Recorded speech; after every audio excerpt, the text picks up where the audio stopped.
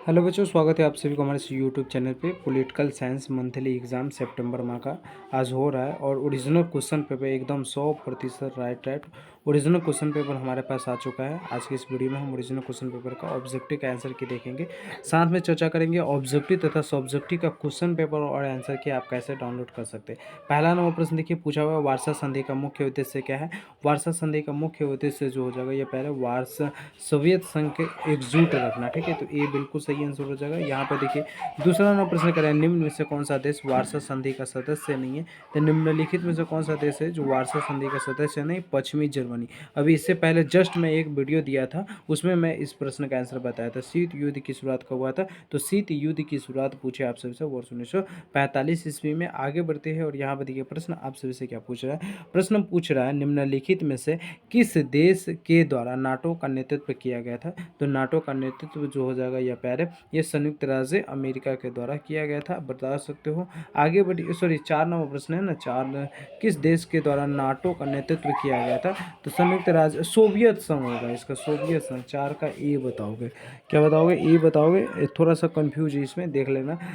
आगे बढ़ते हैं और यहाँ पर देखिए प्रश्न आपसे से पूछा है द्रव्य ध्रुवता क्या है। तो द्रव्य ध्रुवता जो हो जाएगा ये पहले क्या है, 5 नंबर प्रश्न है। 5 का करेक्ट आंसर हो जाएगा सी, सोवियत संघ और संयुक्त राज्य अमेरिका दोनों का प्रतिस्पर्धा प्रभुत्व, ठीक है, तो बिल्कुल करेक्ट आंसर आपका सी हो जाएगा। 6 नंबर प्रश्न पूछा है, निम्न से कौन सा गठबंधन पश्चिमी गुट द्वारा नहीं बनाया गया था।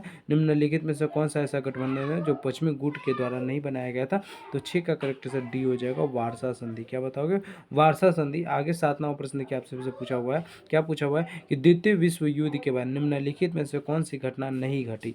तो द्वितीय विश्व युद्ध के बाद निम्नलिखित में से कौन दो शक्तियों का उदय हुआ था, दो महाशक्तियों का उदय हुआ था। और यहाँ पे कह रहा है संयुक्त राष्ट्र संघ का गठन, तो यही हो जाएगा 7 नंबर प्रश्न का बी हो जाएगा, ठीक है। राष्ट्र संघ का गठन, गुट निरपेक्ष आंदोलन की शुरुआत, ये सब यहाँ पे आपका 7 का बी हो जाएगा मेरे ख्याल से। आगे बढ़ते हैं और यहाँ पे देखिए 8 नंबर प्रश्न कह रहा है, निम्न में से कौन गुट निरपेक्ष आंदोलन के संस्थापक सदस्य नहीं है। तो संस्थापक सदस्य निम्नलिखित में से कौन है जो गुट निरपेक्ष का नहीं है। तो 8 का सी हो जाएगा, गुट निरपेक्ष संस्थापक सदस्य नहीं थे पूछ रहा है। तो संस्थापक सदस्य कौन नहीं थे पूछ रहा है, सॉरी।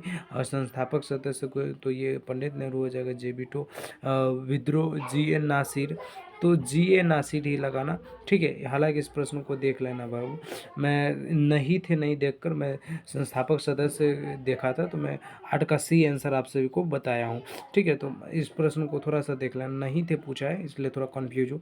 आगे बढ़ते हैं 9 नंबर प्रश्न देखिएगा, निम्नलिखित में द्वितीय विश्व युद्ध की अवधि क्या है। तो वर्ष 1939 से 45, तो 9 का भी बिल्कुल सही आंसर है। आगे बढ़िए 10 नंबर प्रश्न, निम्न से कौन सा देश पश्चिमी गुट का सदस्य नहीं है। पश्चिमी गुट का सदस्य कौन सा देश नहीं है, तो ये हो जाएगा बी, ब्रिटेन। आगे बढ़िए 11 नंबर, सोवियत संघ में कम्युनिस्ट पार्टी के संस्थापक कौन थे। तो व्लादिमीर लेनिन, बिल्कुल 11 का ये सही आंसर हो जाएगा। 12 नंबर प्रश्न क्या पूछा हुआ है, किन देशों के समूह को दूसरी दुनिया कहा जाता है। तो साम्यवादी देशों के समूह को दूसरी दुनिया कहा जाता है। 13 नंबर प्रश्न क्या आपसे से पूछा हुआ, प्रश्न क्या पूछा, निम्न में से क्या सोवियत संघ के विघटन का परिणाम नहीं है।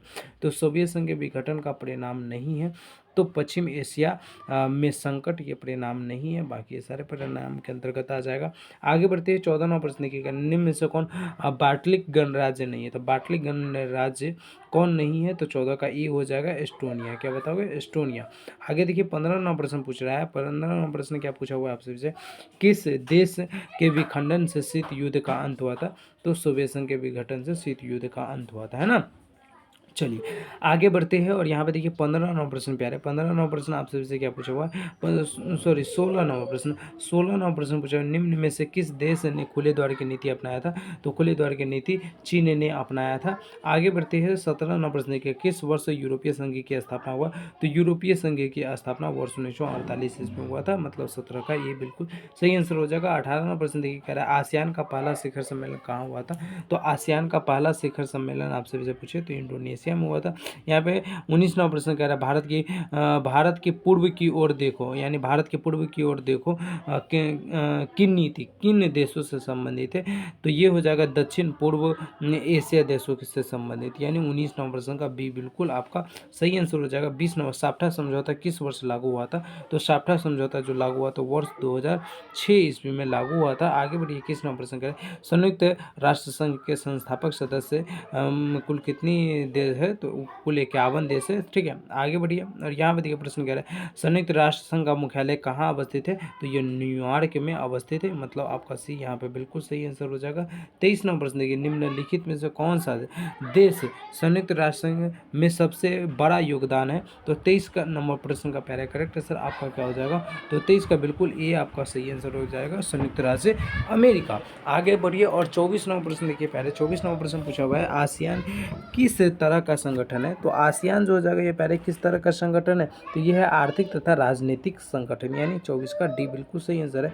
25वां प्रश्न, निम्न में से कौन ब्रिक्स का सदस्य नहीं है, तो ब्रिक्स का सदस्य कौन नहीं है, तो ये ब्रिटेन नहीं है, यानी 25 का ए बिल्कुल सही आंसर है। 26वां प्रश्न देखिए पूछा हुआ है सार्क के कितने सदस्य देश है, तो सार्क के कुल कितने सदस्य देश है, तो 26 का आपका सी बिल्कुल सही आंसर हो जाएगा। 8 आगे बढ़िए 27वां, चारों मजदूर का संबंध निम्न में से किस आंदोलन से रहा है, तो चारों मजदूर का जो संबंध हो जाएगा ये पहले नक्सलीवाद आंदोलन से रहा है। आगे बढ़िए और यहाँ पे देखिए 28वां प्रश्न कह रहा है चीन में साम्यवादी क्रांति कब हुई थी, तो चीन में साम्यवादी क्रांति कब हुई, तो 28 का बिल्कुल सी हो जाएगा, वर्ष 1949 ईस्वी। 29वां प्रश्न पूछा हुआ है संविधान का कौन सा भाग सरकार की सामाजिक आर्थिक न्याय की जिम्मेदारी सुनिश्चित करता है, तो राज्य के नीति निर्देशक तत्व, ठीक है, यानी बी आपका बिल्कुल सही आंसर हो जाएगा।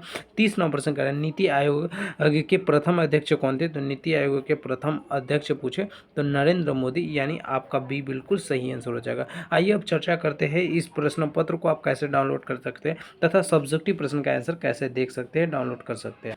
तो सितंबर माह के पॉलिटिकल साइंस के ऑब्जेक्टिव क्वेश्चन ओरिजिनल और आंसर की डाउनलोड करने के लिए, ऑब्जेक्टिव तो सब्जेक्टिव सब कुछ डाउनलोड करने के लिए गूगल के किसी भी क्रोम ब्राउज़र को खोलिए पहले और सर्च कीजिए BSEB कैरियर। ठीक, इस प्रकार से BSEB कैरियर लिखेगा, सबसे ऊपर bsbcareer.com का ऑफिशियल साइट दिख जाएगा, कुछ इस प्रकार से ये साइट दिखेगा, इस पर क्लिक कर लेना है। क्लिक करने के बाद खुल जाएगा, उसके बाद थोड़ा सा इस प्रकार से नीचे कीजिएगा, सबसे नीचे जाइएगा, क्लास 12 का सेक्शन मिलेगा, यहाँ पे लिखा हुआ होगा Bihar board 12 September monthly exam 2024 subject question paper viral question paper and answer की डाउनलोड। तो सिंपल से इस पर क्लिक करना है, क्लिक करने के बाद थोड़ा सा इस प्रकार से नीचे कीजिएगा, यहाँ पर पॉलिटिकल साइंस का एक आपको लिंक मिल जाएगा, पॉलिटिकल साइंस पे आप सभी को सिंपल से क्या करना है, क्लिक कर लेना है। जैसे आप सभी क्लिक कीजिएगा पॉलिटिकल साइंस का ये ओरिजिनल क्वेश्चन पेपर आप सभी को सबसे पहले दिख जाएगा। ठीक है, ये देख लीजिए ओरिजिनल क्वेश्चन पेपर आप सभी को देखने को मिल जाएगा, और उसके जस्ट नीचे यहाँ पर भी आंसर की देखने को मिलेगा, और यहाँ पर भी आंसर की अपडेट कर दिया गया है, तो यहाँ से भी आप सभी आंसर की देख सकते हैं। बाकी क्वेश्चन पेपर डाउनलोड करना है तो इस लिंक से, और आंसर की डाउनलोड करना है तो इस लिंक का उपयोग करके डाउनलोड कर सकते हैं।